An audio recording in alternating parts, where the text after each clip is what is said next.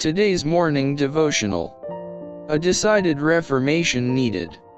Verily, verily, I say unto you, he that heareth my word, and believeth on him that sent me, hath everlasting life.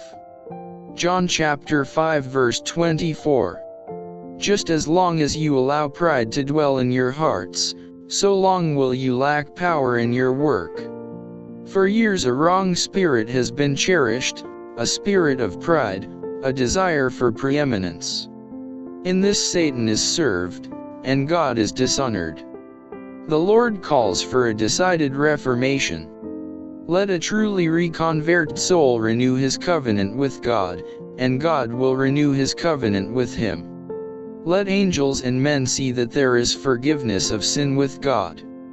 Extraordinary power from God must take hold of present truth believers' churches. Reconversion must take place among the members, that as God's witnesses they may testify to the authoritative power of the truth that sanctifies the soul.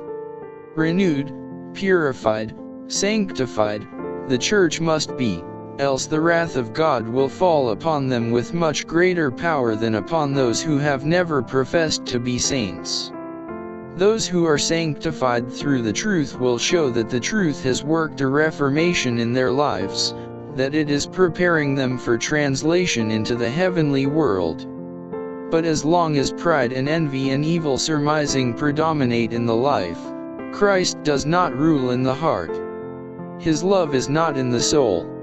In the lives of those who are partakers of the divine nature there is a crucifixion of the haughty, self-sufficient spirit that leads to self-exaltation.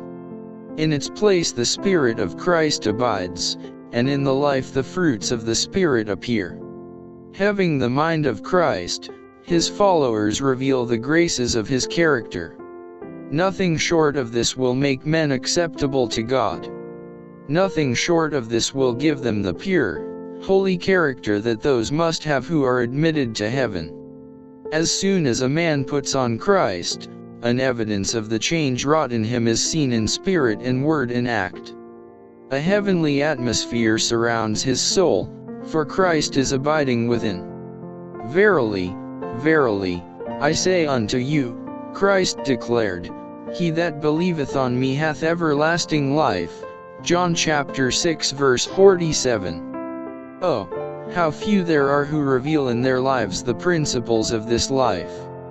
They profess to believe the most sacred truth ever given to mortals, but in their lives they dishonor God. He that eateth my flesh, and drinketh my blood, hath eternal life, and I will raise him up at the last day. For my flesh is meat indeed, and my blood is drink indeed. He that eateth my flesh, and drinketh my blood, dwelleth in me, and I in him. Verses 54 to 56. It behooves us to live in the fear and love of God.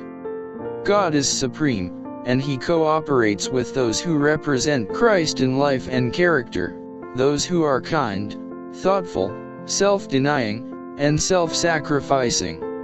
Christ says, if any man will come after me, let him deny himself, and take up his cross, and follow me. Matthew chapter 16 verse 14.